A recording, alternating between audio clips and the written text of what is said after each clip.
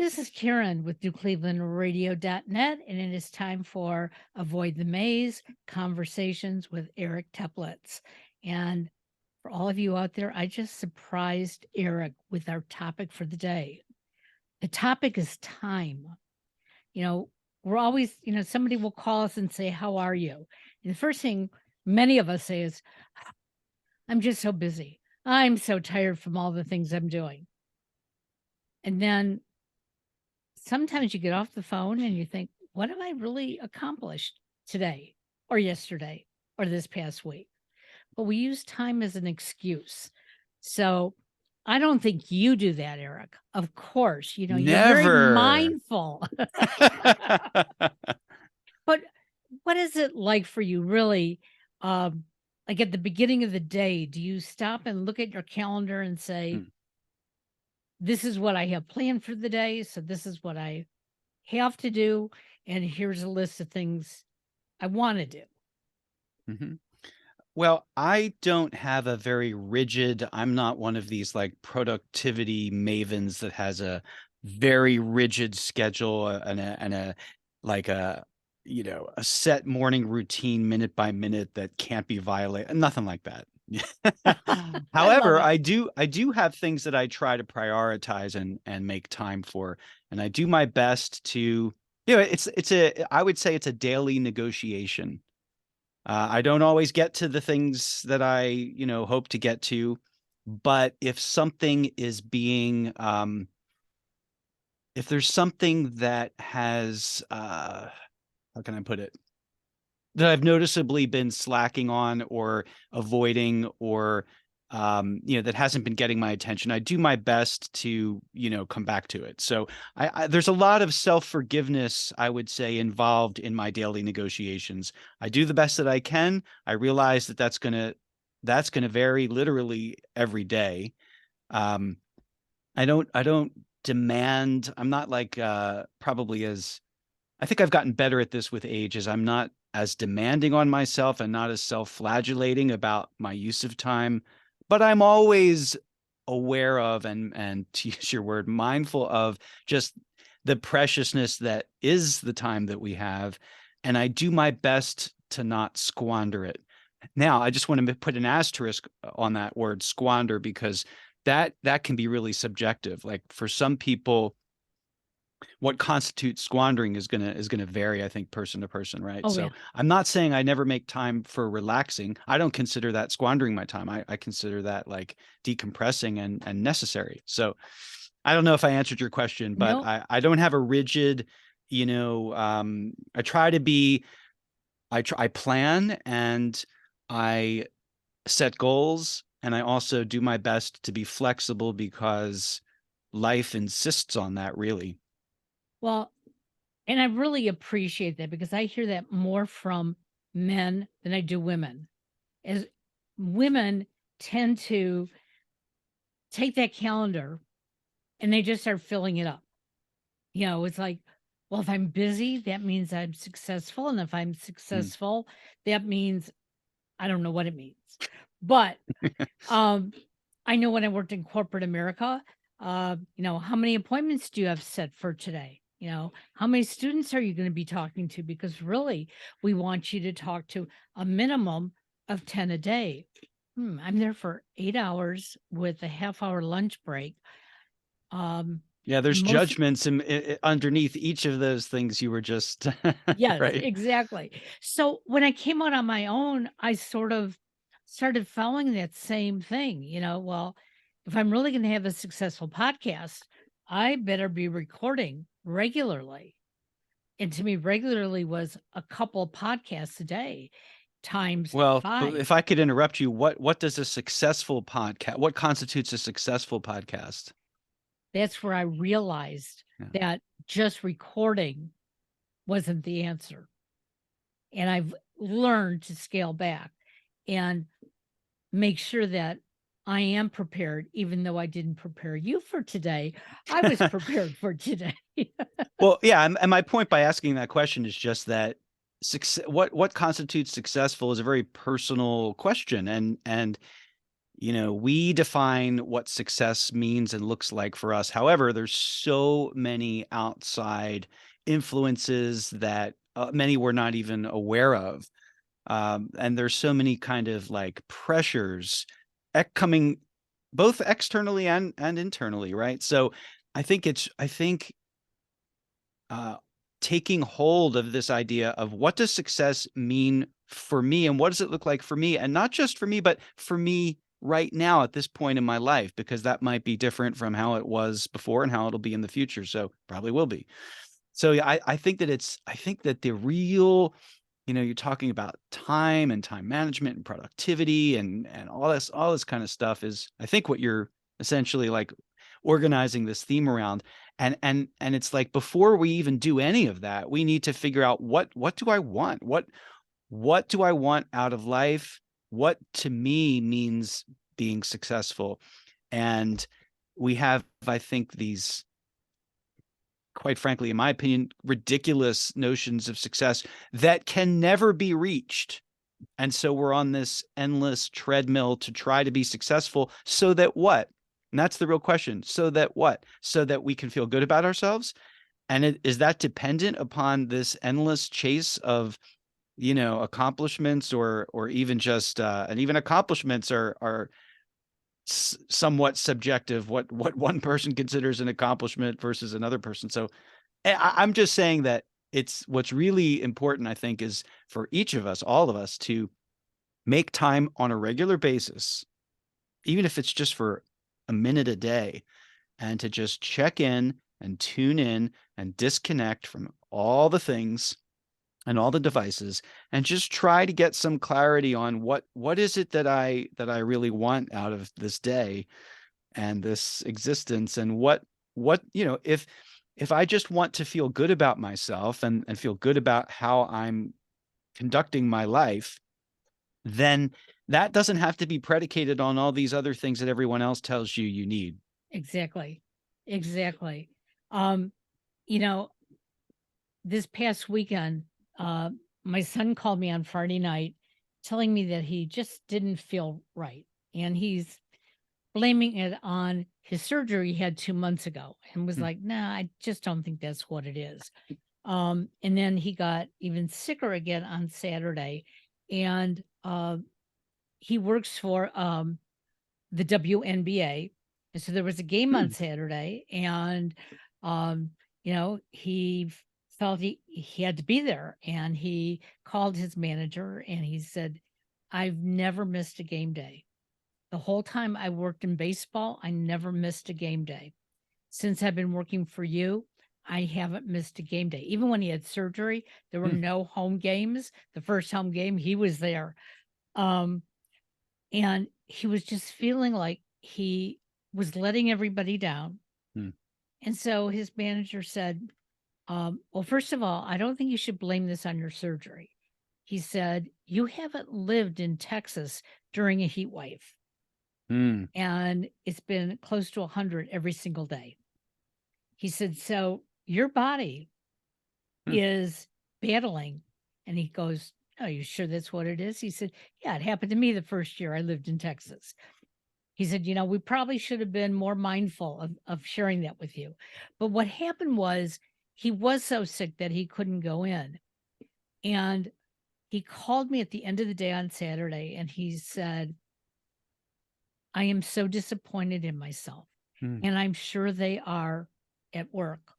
I said, no, I don't think so. And he goes, why, did you talk to somebody? I said, no. But when somebody is as sick as you were, he was dehydrated. I mean, could even hear it in his voice. He said, Hmm. you know, I just want to be successful. And that's when I said to him, if you would have gone to the game today, could you have succeeded at completing your work? And his answer was no. I said, then you know what? You were successful by staying at home because you weren't in the way of everybody else. Hmm. And you would have been. Well, and you And sometimes, also are, um, taking the necessary care so that you can be at your best, as opposed to, running yourself down to a point of literally, like, people do this, right? I mean, there's the term burnout, but people run themselves ragged, and they think that it's in the name of being productive or being, showing commitment to their whatever it is. But if you incapacitate yourself as a result, and then you're sidelined for who knows how long after, then how helpful was that? So, Yep. and these are things, by the way, it's very easy to judge from the outside when you're in the thick of it and it's your life and it's the things you care about. It's very, very difficult to make what might be an obvious choice or decision from the outside to someone else. But that's the struggle, right? That's the thing is, we wanna do the best we can. What pained me in what you shared, though, was um, how he criticized himself for it, and how he said, um, and that's the part that I believe, well, I know from experience we can get better at. Right. I'm not saying I never do it, but compared to when I was younger, I don't, because it took me a long time to realize how unhelpful it is. Like, if it were helpful, maybe you could make a case for it, maybe. But being, we tend to be our own harshest critics, worst judges, most relentless taskmasters. There are exceptions, and if you're not, like, if you're in a work situation where your boss is just unforgiving, and And that's different. that's Right. Yeah. different. It doesn't sound like that's his Absolutely. situation. Absolutely. Well, and um, as most of my listeners know, that I lost 2 weeks of being online doing podcasts because of an accident. Accidents happen. But in the beginning, I started blaming myself.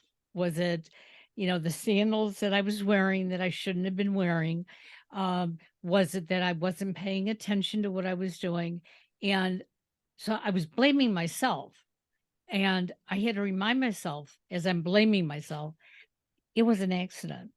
Okay. You Well, and could have also, been, then you go, how helpful is that? Like, yeah, if you have the presence, and I do this, I mean, I'm human. I mean, it's reflexive a lot of the time, and we like to think that we are in control of all things, and we're not, but we like to at least think that we can avoid doing quote unquote stupid things, or things that are that's, I mean, it's very, very difficult to be mindful all the time. I honestly am suspicious of anyone that claims to be. So in a vulnerable moment, any of us can be not paying attention, or just, as you say, just subject to, who knows what, like, something we couldn't anticipate. That's the bottom line. exactly. And then Well, to judge ourselves for saying, well, we should have, oh, look, say, in the future I won't do that, or in the future I'll be more careful, or in the future, but, like, to relentlessly, like, whip yourself for something that's already happened, that there's nothing you can do about. You can't change it. The only thing you can do is say, okay, what do I do now that this is the situation? I can't change it. This is where I am. How can I respond in as helpful a way as possible? well, and what was sort of funny about this accident, the week before I was wearing flip flops, and my husband said to me, those are dangerous. Hmm. Why do you wear those? And my stupid response was, well, I just got a pedicure. And he looks at me and he goes, oh my God, I cannot believe it. But part of that was true. It was like, Mhm. oh, I wanted to show off how nice my toes looked. Um, And he said to me, just be careful where you wear them. And that morning, I went to run 2 errands, and I thought to myself, I should put on my sneakers. Just didn't do it, Hmm. you know? Um, and so my first reaction when I fell was, I did this to myself. I'm wearing these stupid flip flops. Oh, I've got to get rid of them. And so when I called to tell him as I'm being transported in the ambulance to the hospital, honey, I had a fall, and you're right. I was wearing flip flops and I shouldn't have. He didn't even get that part of the message as I'm Hmm. telling him. It's like, are you okay? Mhm. Like you really need to go to the hospital? And it's like, yeah. And he said, okay, I'll meet you up there. But sometimes you think that if you blame yourself and put it on you, you're sort of protecting yourself from what other Mhm. people will say. Well, if you condemn yourself first, then no one else can first. Right, and somehow we play these games with ourselves that, like, if we're the harshest judge, then anything that anyone else says won't be as bad, and it's this really weird, uh, game that we play, you know? Um, yeah. So, getting back to how you look at time, Hmm. did was your viewpoint any different when you were pursuing your music? Because as a musician, you always want something a little bit better, um, to produce something new to showcase. Did you change how you looked at time from that time period to where Hmm. you are today? Hmm. Well, the first thing that I thought of when you were saying that was that, if you're performing, if you're doing something musical, you need to be in time. Um, and you can dictate, for instance, the tempo. You can decide on a tempo that you want to establish and maintain for something, or maybe even change too. That can happen during the course of a song or a piece of music. But that's not what you're asking. um, I don't think it. I don't. Hmm. I don't think it was a function of what it was that I was doing. So for instance, pursuing music as a career when I was younger, I don't think that however I viewed time was different as a function of that. I think it more is a function of maybe age. Um, Time is so fascinating because it's a human construct. You can't really put your finger on it. It's something that, like, all there ever is now, right? Uh, it's very confusing. Time is very strange. Also, our experience of time is very strange in terms of what it subjectively feels like. Does it feel like a long time? I'm constantly thinking back on a memory, and I'll say to my wife, "Does it really feel like it was, 15 years ago that da da da da?" Or, and COVID really played all kinds of tricks on us in terms of time. Like, was time going by slowly, quickly, both at the same, like, what happened? I mean, you think of memories of, pre-COVID memories, like sometimes it feels like a lifetime ago. So, it's time is a subjective thing in terms of how we experience it. What was your question? I think Well, I'm out of that's time. I exactly think it. I'm out of time. Yeah. Well, you know, yesterday, I Oh, found I'm out sorry. You were something. asking about, Yeah, like, did I look at yeah, time was differently, view it time different differently? when you Yeah. were Um, in a different industry? Yeah. I don't think that is I don't think that that is what if I view time differently now than I did in the past, I don't think it was a function of that. I do think what's really interesting though is, talking about perception of time. Um, pick a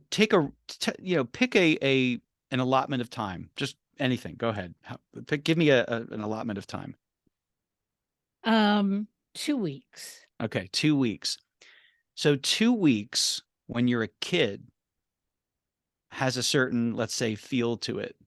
And then 2 weeks as a middle-aged person like I am, um, it has a different feel to it. And of course, there are conditions which can make those 2 weeks feel like an eternity or go by quickly, no matter what your age. But the point being is that when you're a kid, 2 weeks is a much larger portion of the time that you've existed in Yes, your life exactly. than it is when you're much older. So, like if you're on a road trip for 2 weeks as a kid, it might feel like this endless adventure. And if you're on a road trip for 2 weeks as an adult, it probably won't feel as long.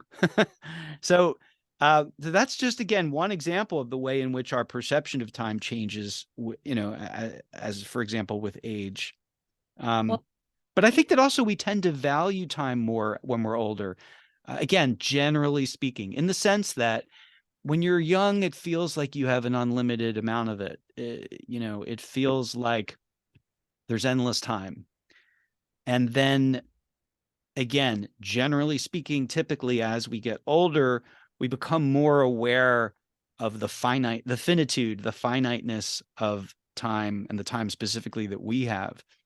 And so, I don't know, I think we respond to that in different ways, but I think that is, and a lot of people, we don't want to think about it. So that the denial is huge, right?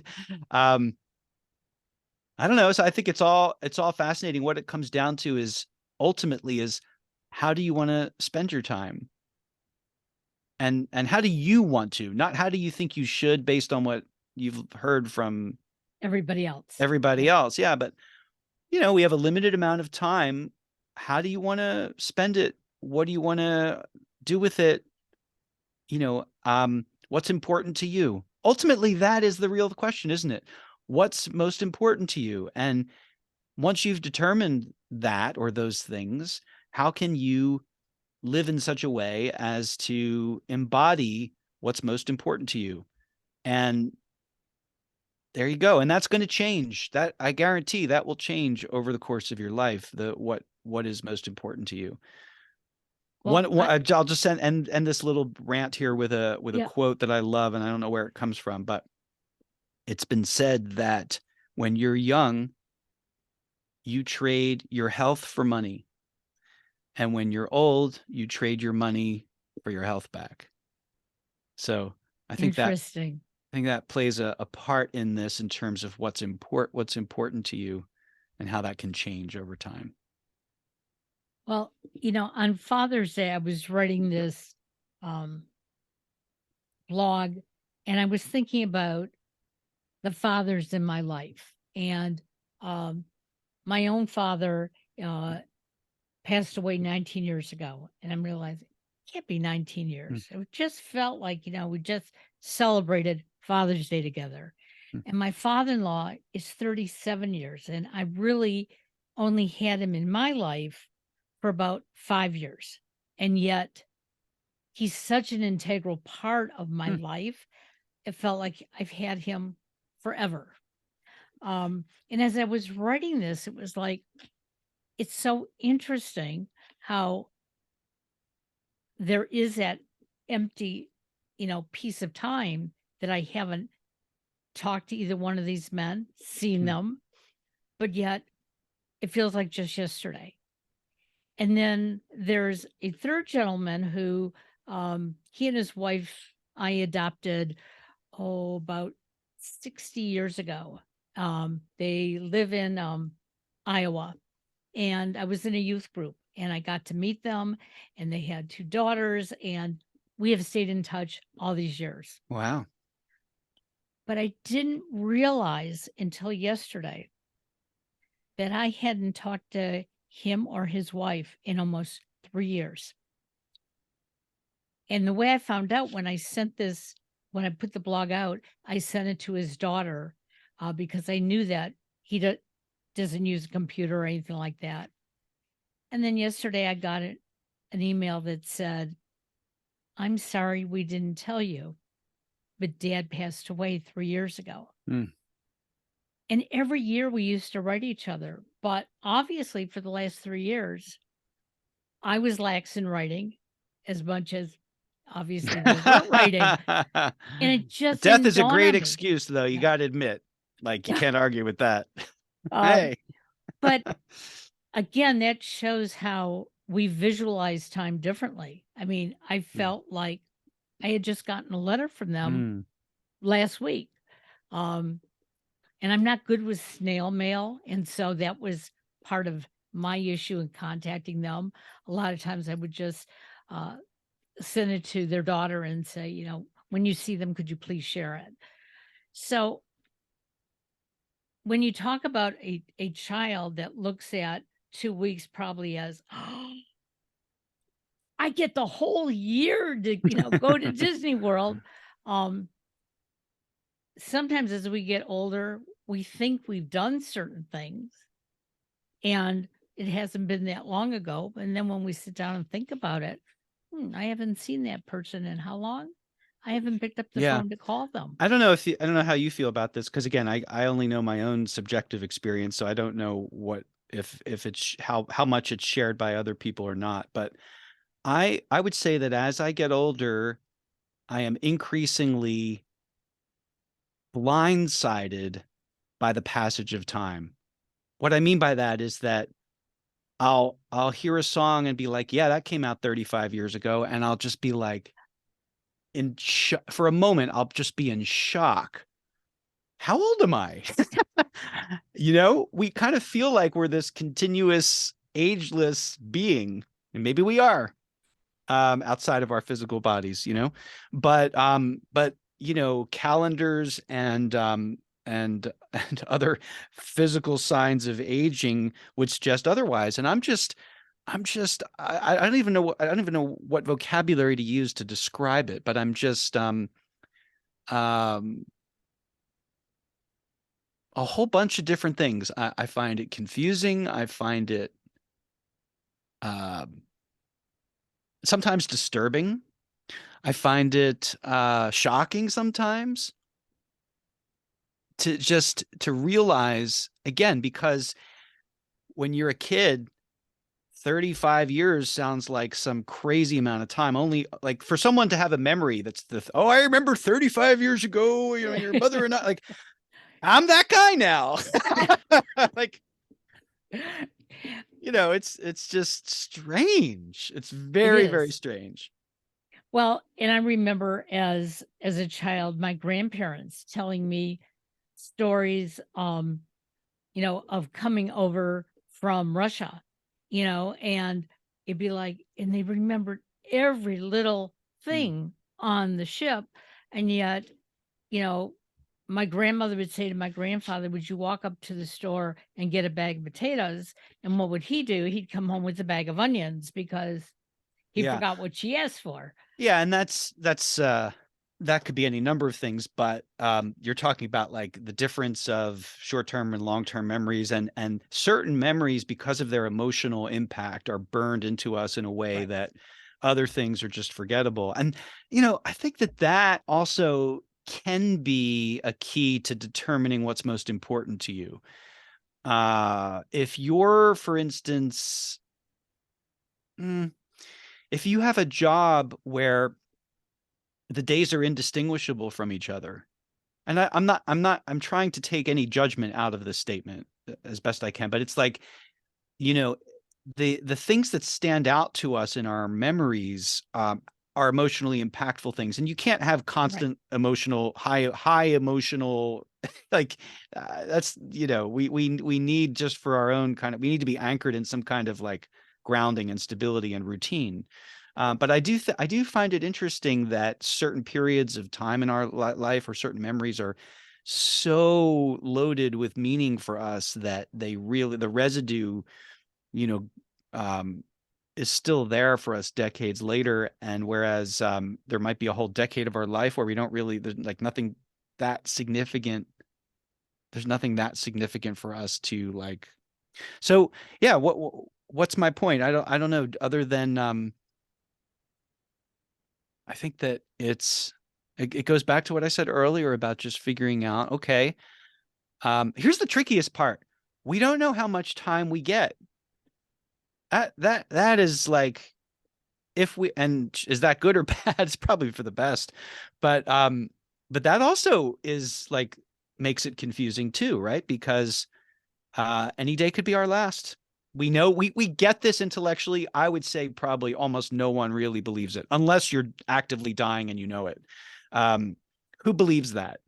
We all say, yeah, this might be it. This could be my last day on earth. But no, we don't believe it. But it could be. And so what do you do with that? Like, what do you do with that? Do you literally live as if each day is your last day on earth? Well, that's ridiculous, right? Because what does that mean? What would you do? Like, you can't live every day like just being crazy, Right. assuming that you would just I don't know what you would do, but so it becomes like like what are the things we value the most, and how can we regularly incorporate them into our life? I think that's like the best way to grapple with this issue of time that is so intangible and so elusive and so amorphous. Is like, if we can just get in touch with what really matters to us. Like, let's say for most people it's a few relationships that really, really matter to us. Well, are you actively, you know, uh, connecting with these people? Are you in meaningful ways? And if you are, well, then great. Like, then if it is your last day, you can have the peace of mind of knowing that you were doing, that you were making a point of doing what was most important. That's the best I got for you, Karen. Well, you know what?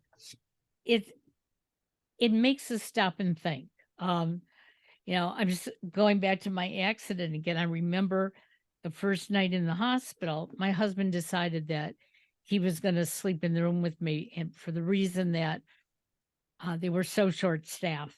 And it was like, if you need something, I'm going to have to probably run down the hall and find somebody. But I kept thinking, did I put the dishes in the dishwasher? Are there clothes in the washing machine that have, God forbid if anybody had to walk into my house and not everything was perfect. And I stopped myself and I thought, why do I care? Hmm. I mean, my house is probably more organized than most of my friends, and they even say that to me.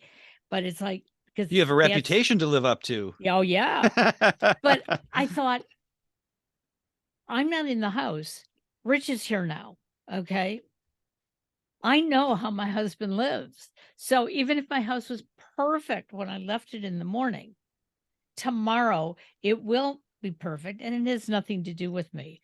And I was able to laugh it off. Now, the funniest part of it is when I came home from rehab, he had actually cleaned up and put everything away. I'll tell you what, everything you've said about this guy in this conversation, like, wow. Like, Yeah. it seems like you found a good one. Yeah. But he's never done that before. But Hmm. he even said to me as I walked, hobbled in with this walker, I said, "You moved the furniture." And he goes, "Well, I knew that you needed a pathway."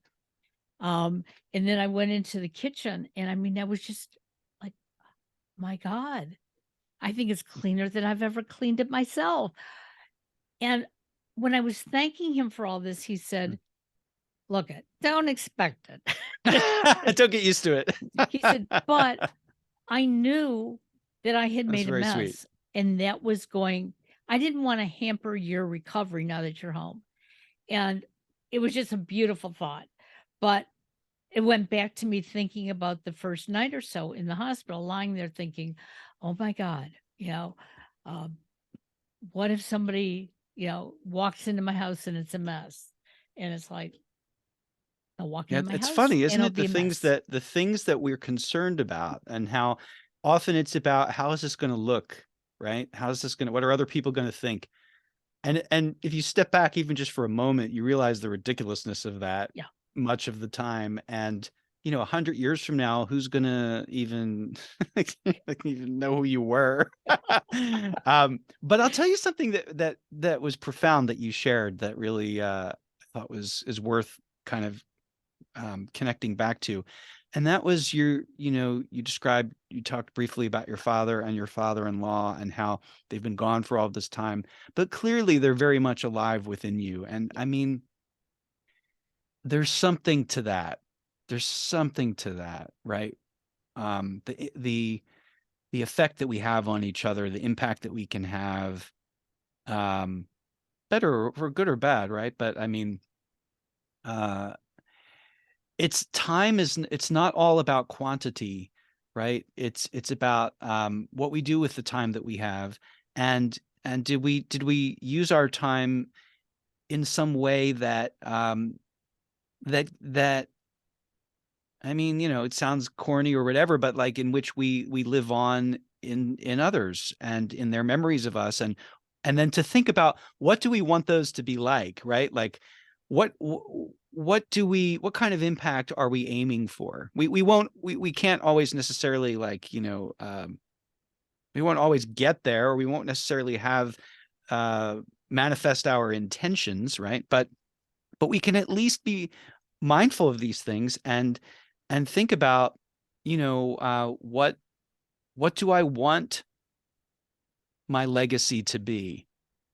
Because a big part of your legacy is in the way in which people remember you. And Exactly. if you just spend a little bit of time considering that, then I think that the odds then are better that you will um, make good use of your time and live according to what's important to you, because it's just so easy to get distracted, and this is only increasing the case every day. I mean, there's so many powers that be that are vying for our eyeballs and our attention and our, not just that, but our brains. Like, I mean, you know, you might not be actively using your phone. I think about social media. We talked about it briefly before we started this interview or conversation, before when we were offline. And the idea that that people who are on social media, even when they're not actively on it, their brain is being co-opted because they're already thinking about, what is it I want to post on there? Like, what is it I want to, you know what I mean? Like, it's Yeah. What do I want to occupying real share? estate in your mind to such a disproportionate, probably, um, extent. And so, yeah, I think that the responsibility is ours to insist on a certain amount of quiet time, if you will, and disconnection, deliberate disconnection from devices and whatnot, and just what some kind of ritual or routine, or just taking a moment. I love. I mean, I've mentioned it many times before, but I love journaling for this. Doesn't have to be journaling, but I just think that having a quiet moment on a regular basis to just take stock and you know check in and see where you're at amidst the noise, because the noise is ever present and it can take you away if you let it all the time, and then you're not really living your own life. Well, since I've took the positive intelligence course, I have realized how much how important it is for me to pull myself away from things. Even if I'm sitting here in the studio, I look out my window. The national park is surrounds us here. So Which I've park? got yeah. which So which park? so it's the Erie Canal Hmm, ran through here. okay. So I don't even know what it's called anymore. Huh. Yeah. But I've got trees, I've got grass, I have animals out there. Sadly, we have a lot of deer that are just, we have an area that they decided they needed to rebuild. And so they knocked out so much stuff. And the deer were living there. We had red foxes living there, and Hmm, now they come on and sit on my patio sometimes. hmm, But I find myself looking out and appreciating hmm. the seasons. This morning it was cloudy, and I looked outside, and again, I remembered the sun is on the other side of the clouds. Right now it's sunny, it's breaking through those clouds. But just to take that breath of fresh air, um, to tune in with something other than, uh, you know, reading email, which, Your to-do list, or yeah. yeah. Um, but the other thing that I have found as we were talking about, things that are important to us, since my son moved to Texas, he now calls me 2 or 3 times a day. Hmm. When he lived here, having a conversation with him, didn't want it, I can talk to you anytime, so I'm not gonna talk to you now. Yeah, right. But one of the things he said when he moved away was, um, Uncle Joel used to call, his mother daily. He said, and if I move away, I'm going to call you because I want to feel like I'm in the same house with you. Hmm. And it's been a beautiful connection. Now, sometimes he calls me to tell me his toaster is broken. And it's like, and you're 1,000 miles away. What do you want me to do about that? But it's just nice to have that connection Mhm. and to know that now I understand what he was saying. When he lived here, it was he could talk to me anytime, but because he could talk to me anytime, You take it for granted, yeah. exactly. And I've teased him, well, I guess I'll come down and move in with you. And it's like, oh, sure. It's like, "No, you don't really mean it, and I'm not moving there." But we can make use of those minutes each day by connecting, and whether it means connecting with ourselves. And that to me is extremely important now Yeah. because I used to want to know what would make you happy. What can I do for you? And then I would do it and I'd be worn out. And maybe I got a thank you, or maybe I got a nod, or maybe that person just assumed, well, she wanted to do it for me. So whatever. And now I'm realizing, what can I do for me every day? Mhm. And it can be a minute. And it's a balancing act, right? Like,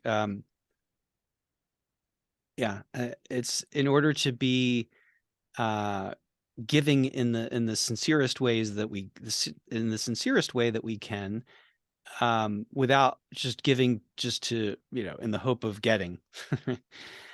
We need to fill our own cup, and so it's a balancing act, and it's a negotiation. It's a constant negotiation. But yeah, you need to take care of yourself before you can take care of others, and if you don't, it'll catch up to you. It absolutely will. Yeah. So here we are in the beginning of the summer months. I know you like to bike ride and hike and do all those things. But in California, it gets awfully hot during the summer. Can you still do all those things? So, first of all, let me just start by saying that I have no right to complain about anything, especially weather related, at least for now, right? Who knows what the future holds. Yeah, it's, contrary to what maybe a lot of people think, there are actual seasons here in LA. They're much subtler than they are in Cleveland, but they're for real. And you figure out and what's nice is that what I love is the long daylight hours. I Yeah. love that. I love that. And the really, really short daylight hours in the winter are just really difficult for me, even without living in a brutally cold place, Yeah. So, yeah, it can get hot, but you can be out later too, because the daylight is longer. So, yeah, I love where I live. I'm very spoiled by the weather here. It suits me. It suits me. Um, did I answer your question? Yeah, yes, you did. You did because um my son, was teasing me yesterday when it was 117 in Mm, Fort Worth. He had gone from work to the grocery store and he had his car parked under a tree. So getting into his car initially from work was no big deal.